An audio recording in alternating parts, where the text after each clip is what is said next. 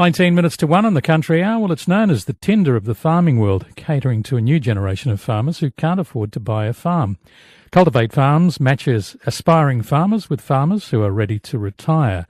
Reporter Hilary Burden asked the Ag Matchmakers co-founder Sam Marwood how the idea started and how it works. Well, it all started because myself and co-founders Tim and Tegan are frustrated wannabe farmers. So we want to own a farm, but we don't have the money to be able to do it. And we know it's a story that's replicated across Australia, that people want to own farms, but it's expensive.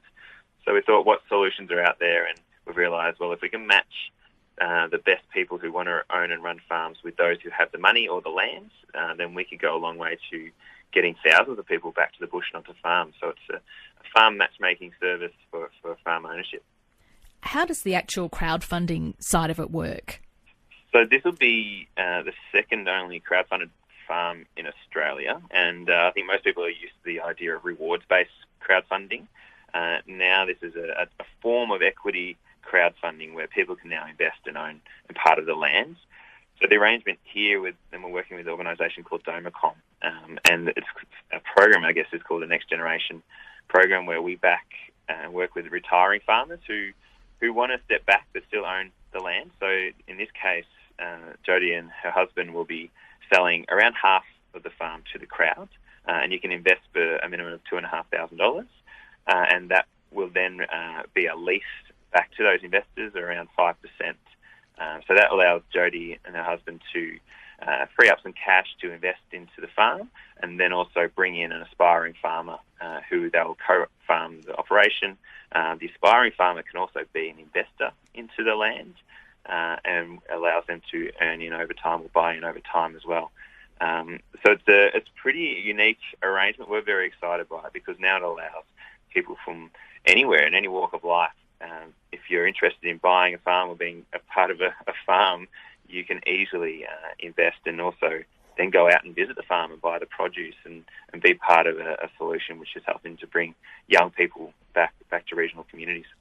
Sort of like a next generation co-op, would you say? Yeah, in a way. So it could be a cooperative legal arrangement, but it's the same sort of effect as getting like-minded people who want to own a farm, who want to farm well, and I love that social side of it as well, knowing that you're supporting a community by bringing a young family back. But yeah, that's a good analogy.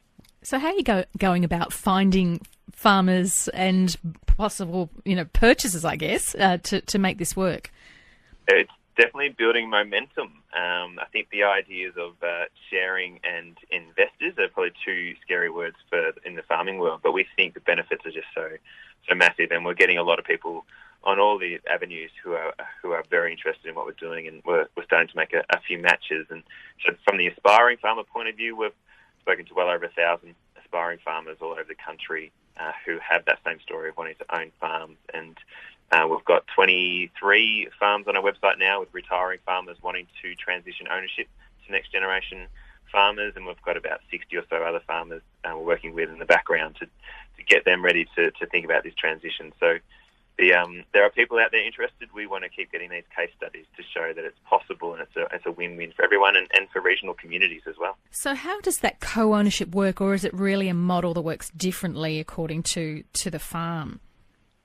It is definitely a horses for courses arrangement, and everything we're doing is there's plenty of examples out there already in the farming sector around equity arrangements, lease to buy, vendor finance, etc. So we're not trying to create new models of ownership. We're just trying to make it easier and save time for people to connect. So sometimes it's as a co-ownership, so there's equity arrangement where the aspiring farmer has some money to invest and they earn more into the business over time, or they put into a savings account to buy another block of land to add to that farm, or it is earning your way in over time. There's one farm we've matched in Central Victoria where the young family will be earning their way into full ownership over 20 years. We don't get involved in the details of these arrangements from deal to deal. We leave that with the farmers' advisors and lawyers and accountants, etc. We focus on getting the people together to make sure that they're happy to enter into a relationship and a formal arrangement. But this could be open to MISs, or it could be, again, any form of arrangement. Our focus is on that relationship, because this is a full-on thing. Sam Marwood, Managing Director of Cultivate Farms, on the next generation pathway to owning a farm. Well, Jodie Burgess farms on a mixed farming property in the northeast at Scottsdale.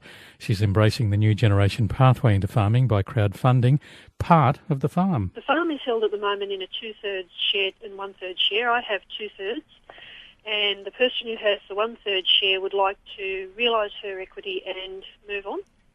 So the first stage of the process is to finance a buyout for her in some way so that she can move on, and then the second stage will be to find someone who wants to move into her place, because we have 2 houses on the farm, and farm alongside us, gradually to take over as we get older. So was it not possible to just simply sell that 3rd share? 3rd shares of anything are a little harder, and we have had it advertised through Cultivate Farms, because Cultivate Farms is a matchmaking set up designed to get young farmers onto farms where they might not otherwise be able to come up with a full purchase price. Farms being expensive and people taking a long time to save up, you don't want to be 50 with the first time you set foot on your own farm. So it's a good way of getting people a foot in the door. So if we ended up being able to move the 3rd share person on, we can do things like vendor mortgage or lease to buy or share farming, or gradually incrementally buying on, or even getting shares through sweat equity in exchange for work. Have you had some interest? Where is the interest coming from? So we've had people from permaculture places over on the mainland. We've had people who wanted to have a berry farm. For some people, 100 acres has just been a bit too intimidating. For other people, the house wasn't big enough or quaint enough. Others found that it was too far away from family and friends. We're going to continue to keep looking, and sooner or later the right person for the farm, and it will be the right farm for them, they'll come along. I guess it's like any kind of relationship. We're all individual, we're all different, just as farms are, and it's a matter of finding that right match. Yeah, it's not just for us as people sharing a farm for a while, because we'll be close neighbours, but also for the land being what they need, and the location, and what it is that they're planning on doing for the rest of their lives. Because it would be great to see people, say, planting trees that their kids will sit under, passing it down through generations that still love the place, rather than just put it on the market and have someone pick it up with an intention one day to divide it into house blocks. It's being referred to as the Tinder of farming, of the farming world. It seems like it is a real solution for the next generation, Jodie. Is that what you're seeing with young people coming through? Oh, yeah. For a lot of people, there's 2 ways onto a farm or off a farm, and that's just the sale of the farm. And it no longer has to be that. There can be all sorts of equity transfer things. So we're looking for 2 types of people to be interested in this farm, is that someone to farm it and someone to invest in it. The minimum investment's $2,500, so if someone just felt like a bite of Tasmania, they can throw into the Domacom Fund and buy a little bit of Tasmania. So people can help farmers get on the land by investing in them, as well as by helping them into your own farm. I can help them onto my farm, give them a foot in the door, and people who are never going to own a farm but really like the idea of it can help farmers by investing in them as well.